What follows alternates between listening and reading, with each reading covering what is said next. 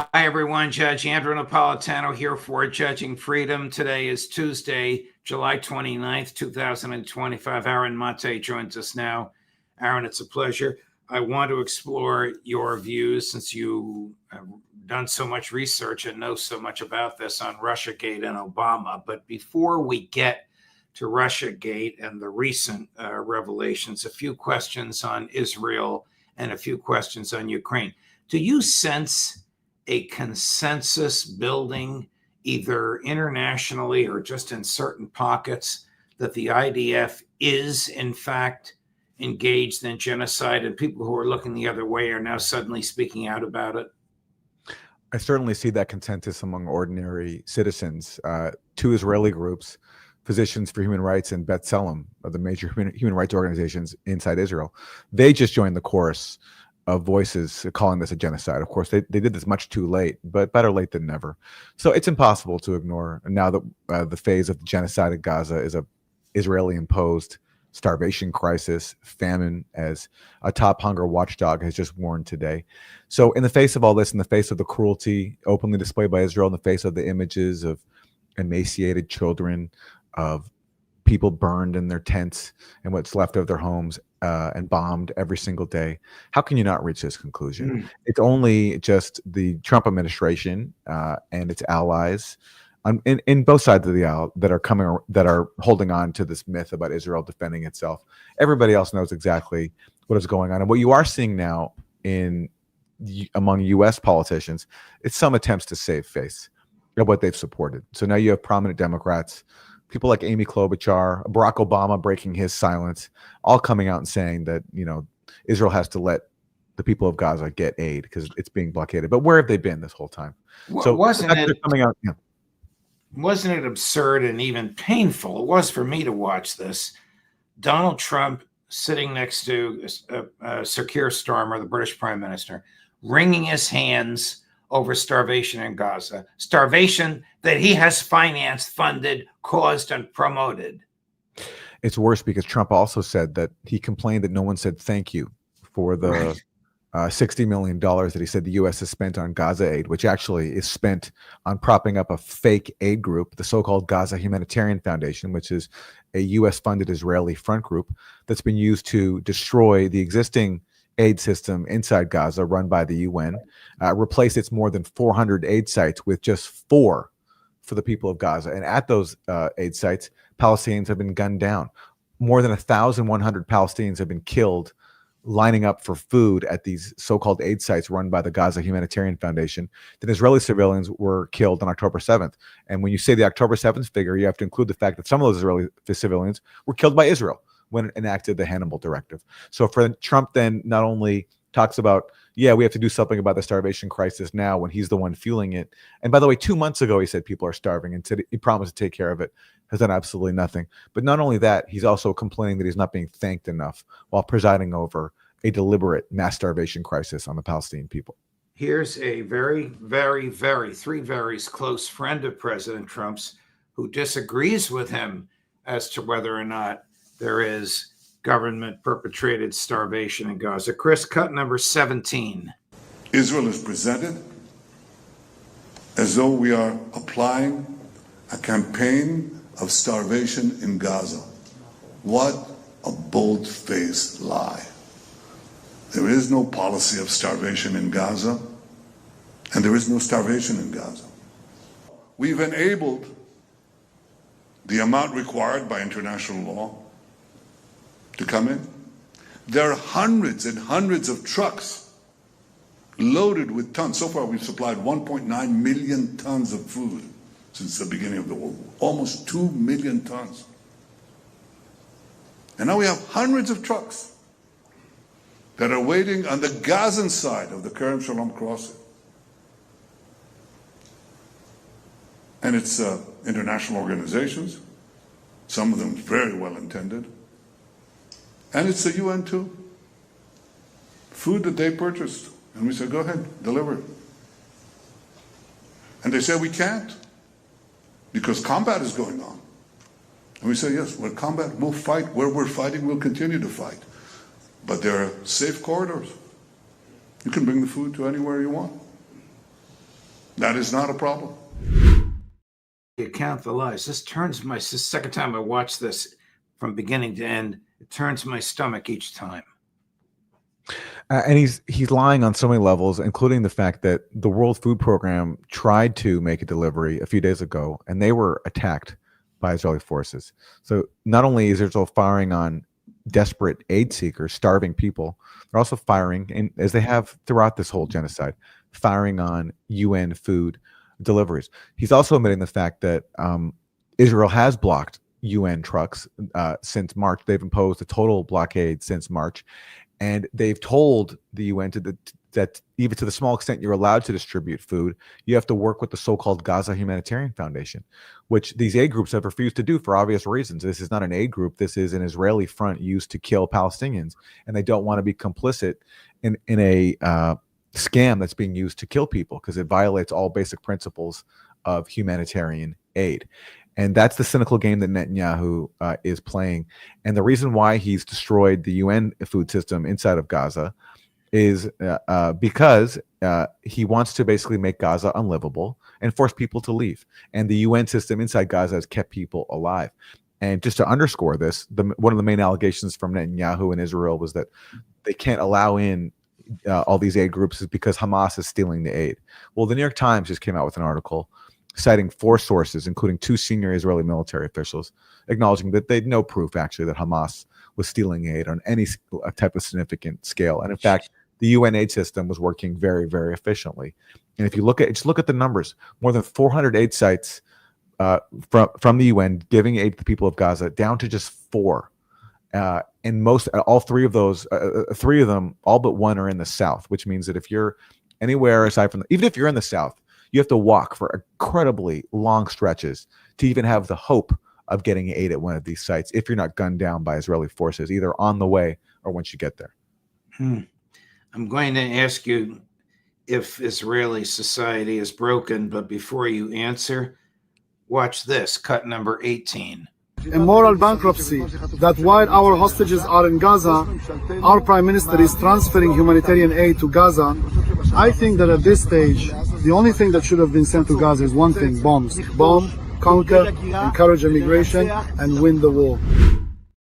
Yes, this guy is the worst of the worst. That was Ben-Gvir, who believes Netanyahu that they're supplying aid and condemns him for saying that they're doing so. Correct. And, people like to portray, defenders of Israel like to portray him as being on the fringe, even though he's a high-ranking minister. But he represents Israeli society. If you look at polls, Israelis support this. They do see Palestinian civilians as being inherently criminal and worthy of expulsion and genocide. So he's exactly the face of Israel, just as Netanyahu is, with all of his lies and deceit. Yesterday in Scotland, while seated next to Prime Minister Starmer, President Trump threatened President Putin. You don't end the war in 10 or 12 days, or else. I mean, what else is there? How does this man, the President of the United States, so profoundly misunderstand the nature, the history, the interactions, and the Russian mentality as to think that this threat will miraculously result in the war being over in 10 to 12 days? Yeah, and he's also not only threatening Russia, but now threatening other countries too, because to go through with this threat, he'll have to put on secondary sanctions with countries that do business with Russia.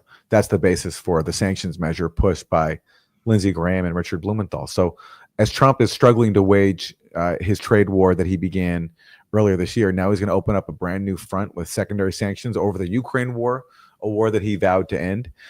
It's completely contradictory and it's incoherent, and I just don't think he's decided what he wants to do. What he's certainly not doing is saying to Putin, let's sit down and try to work out an agreement, which is really the only way I think that this could be resolved, because Russia now has made this war far more than just the Donbass conflict, which could have been resolved with the Minsk Accords, but Ukraine and the U.S. refused to implement. Now it's also about NATO expansion, the placement of NATO military infrastructure close to Russia's borders that can threaten it, the so-called missile defense sites in Poland and Romania that can be easily reused for offensive attacks on Russia. Trump dismantling the INF Treaty in his first term, which had previously capped an entire class of offensive weapons. Now those weapons can be used and pointed at Russia. Russia wants to address all these things, and Russia tried to address them with Biden, who wasn't interested. And now Trump has to decide, does he want to continue the Biden policy or choose a different course? And so far, although he's not very enthusiastic about arming Ukraine, and I don't think he'll be going before Congress to ask for more money to arm Ukraine, he hasn't put the effort in to sit down with Russia and try to address its concerns and end the war. Do we know when the last Biden tranche of money and arms runs out? Or is that a joke because the Pentagon can't pass an audit? They probably don't know how much they've sent over there. Well, there's a line from the sitcom Arrested Development. There's always money in the banana stand. And that's how I feel as a case. Even if officially there's not the appropriation to justify or to send weapons to Ukraine, that they can always find a way if they want to, even if it's not appropriated by Congress. But look, eventually it will run out. And the question for Ukraine is, how many people will they run out of by then? Because this is a country that's really struggling. There was a recent Ukrainian media account that says that Ukraine's lost 40% of its working age population. And you see these continued videos of people being kidnapped off the street. Whereas Russia, if you look at the polls, Putin still has support if you take those polls seriously, and I do. And there's so many more people in Russia. And Russia's been able to sustain the attacks on its economy that Joe Biden bragged we're going to turn the ruble into rubble. That hasn't happened. So Russia's just in a far stronger position here than Ukraine is. And it does, no matter what Trump says, I just don't think he's going to back it up with more military support. Here's somebody who profoundly disagrees with you. It's the President of the United States, claiming the Russians have lost 1 million troops. I don't know where he pulls these numbers out. Watch this. This is earlier today, I think, with Sir Keir Starmer as well. Number 15, Chris. Have you had any other training channels conversations with the Russians reiterating this? In what? Reiterating this new pressure and deadline. Yeah, we're going to have well, you're the press. I'm reiterating it to you. I'd say 10 to 12 days. I'll announce it probably tonight or tomorrow. But there's no reason to wait. If you know what the answer is going to be, why wait? And it would be sanctions and maybe tariffs, secondary tariffs. You know what a secondary tariff is. And look, the Russian economy, I don't want to do that to Russia. I love the Russian people. They're great people. I don't want to do that to Russia. But this thing, they're losing a lot of Russians. They've lost 1 million Russians. And that's the sons. That's the sons and daughters of Russian families. They leave the house, they go, bye mom, bye dad, and then they get blown away. Is there any basis, is there any credible statistical analysis that shows the Russian loss anywhere near 1 million troops? I have no idea. I've always shied away from these stats because I have no way to corroborate them myself. It strikes me as being pretty overblown. 1 million Russian soldiers. I don't buy that. But again, I have no way of confirming for sure. And certainly, whenever there's been exchanges of bodies between Ukraine and Russia, from what I've read, it's always a lot more Ukrainian bodies being given over to Ukraine than Russian bodies being given over to Russia, which makes sense to me given Russia's numerical advantage, which is why, again, it was such a disaster to launch this proxy war in the first place. Has the Epstein saga tainted Trump as at least a bystander aware of what was going on? Yeah, well, judging by his behavior, it certainly has, because look, a lot of his top influencers, people like Dan Bongino, who's now the deputy director of the FBI, really hyped up the Epstein thing and accused the government under Joe Biden of covering up a sprawling pedophile ring and blackmail conspiracy. And now they've come into office, and Trump says everyone should stop talking about it. And there have been reports coming out that, Trump wrote a birthday card to Epstein and they were friends. Epstein said that Trump and him were very, very tight. And Trump has admitted before on tape to being a sexual predator, his famous or infamous Access Hollywood tape. So it wouldn't surprise me if Trump has something to hide. Now, my opinion here is that this Epstein thing's been overblown by everybody. I don't see the evidence to support the maximalist view that Epstein was a intelligence agent blackmailing people. I don't think you need to blackmail people in the U.S. to go along with Israel, for example. AIPAC just buys people off and buys out, outs the people that they don't want. AIPAC does a pretty good job of that. But it does look the way Trump is handling this, that he is embarrassed by it. And that makes sense, given that him and Epstein were close. Just as Bill Clinton, who, unlike Trump, went to Epstein's island, also probably isn't happy that this is getting public attention. Was Epstein a Mossad asset? I've seen no evidence to support that. I know people really believe this. I understand why. Israel is a criminal regime committing acts of just unspeakable evil and does really shady things around the world to advance their agenda. So I totally get why he's suspected as being a Mossad agent. And given the fact that Ghislaine Maxwell's father also was tied to Israel, I get the suspicion, but I personally haven't seen the evidence for it. And I do think there's a danger here that if the Epstein Mossad thing is being overblown, that people are going to undermine the legitimate reasons to criticize Israel and Israel's influence over U.S. politics. And I think people should be at least be mindful of that. Although, listen, I'm all for anything that brings scrutiny to Israel, because that to me, it's the issue of our time. So if Epstein is the vehicle for it, okay. I just personally, I can't sign on to that theory because I just haven't seen the evidence for it.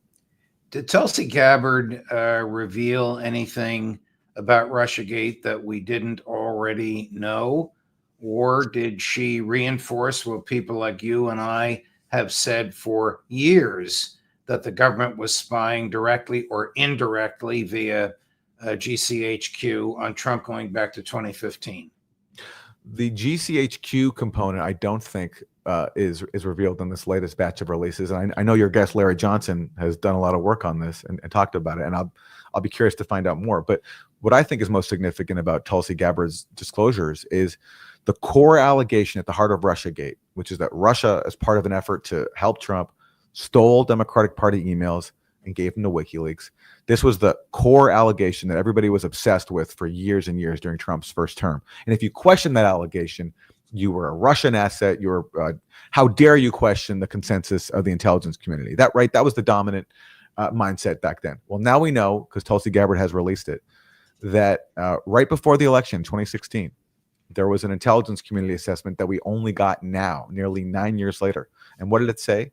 The FBI and the NSA had low confidence that Russia was behind the hacking and leaking of Democratic Party emails. And rather than tell the public that, we were told the opposite, that the intelligence community had high confidence that Russia was behind the hack and leak. And that was the basis for its sprawling interference campaign to install Trump. So serious countervailing evidence was concealed from the public. And that, to me, is the biggest scandal here. And it reinforces what I've been saying all along, which is that, yes, some U.S. intelligence officials like James Clapper, John Brennan, Robert Mueller, they told us that Russia hacked and leaked these emails, but there was never any evidence for it. And in fact, all the available evidence undermined that Russia hacking and leaking allegation, including the fact that CrowdStrike, which was the Clinton campaign contractor that first accused Russia of hacking the DNC, they admitted under oath to Congress that actually, yeah, we have no concrete evidence of Russian hacking. And that all concealed by the intelligence community for very many years. And now we're only getting new details about the fraud that was perpetrated on the public.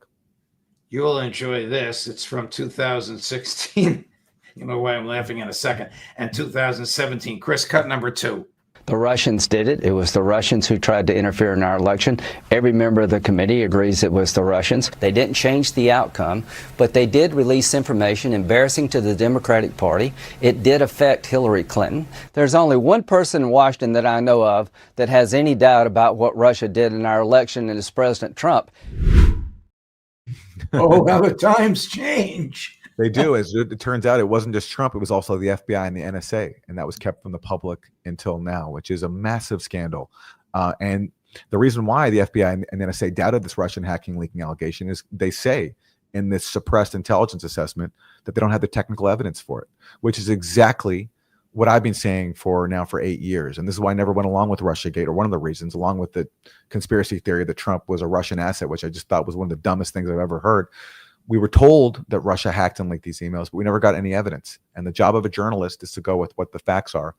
And instead, our media acted as stenographers for people like John Brennan and Lindsey Graham. And by the way, why did Lindsey Graham go with all this? Because he's a Trump, he's a Trump ally after all. Well, Lindsey Graham immediately used the Russian hacking allegations to push the proxy war in Ukraine. John McCain and Lindsey Graham went to Ukraine in late 2016, early 2017, and they said on the way back, Russia has attacked our democracy, and this is why we have to push back against them, including in Ukraine. So, and one of the reasons why I felt compelled to take a strong stance on this, because I always felt Russiagate was fueling geopolitical tensions. It was fueling animus toward Russia. It's a point that, my late mentor, Stephen F. Cohen, a professor at Princeton and NYU, esteemed Russia scholar, he would constantly make.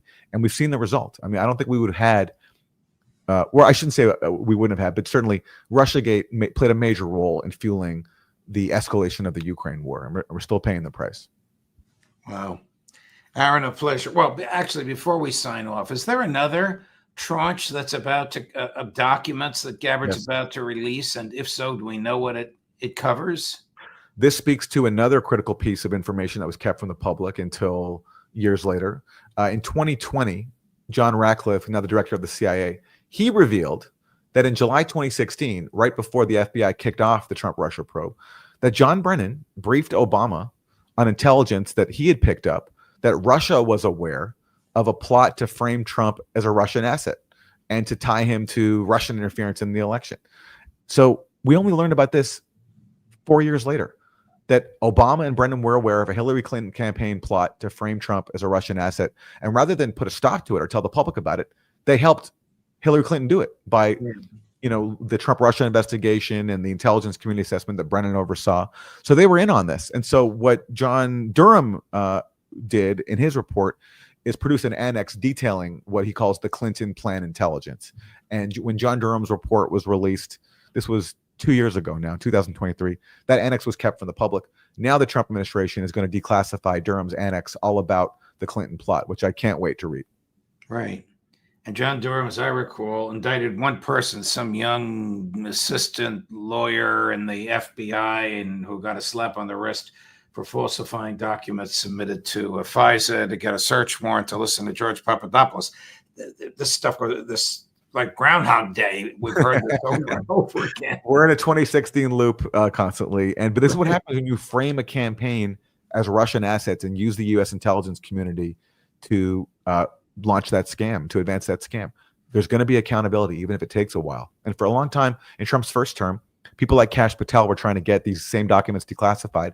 But people like Gina Haspel and Mark Esper and William Barr were pushing back because they didn't want to embarrass the national security state, because this is embarrassing for them. But now it's a different ballgame, and we're getting, thankfully, some new information. And even if Trump is 100% motivated here by trying to distract from Epstein or whatever else, I mean, that might be true, but I don't really care. The question is this material factual, and is this important? And the answer is yes to both those questions, because this was a massive scam perpetrated on the U.S. public with massive consequences that we're still experiencing today. Aaron Maté, thank you, my dear friend. You're a font of knowledge on Russiagate, and I'm sure there'll be a lot more for you to analyze for us. And I thank you for allowing me to go all over the place, from Keir Starmer to Zelensky to slaughter and starvation in Gaza to Tulsi Gabbard. Thank you, my friend. We'll see you again soon. See you soon, Judge. Thanks for having me. Sure. All the best. Coming up this afternoon at 3:15 Eastern, Colonel Karen Kwiatkowski, and at 4 o'clock, Professor Jeffrey Sachs, Judge Napolitano for Judging Freedom.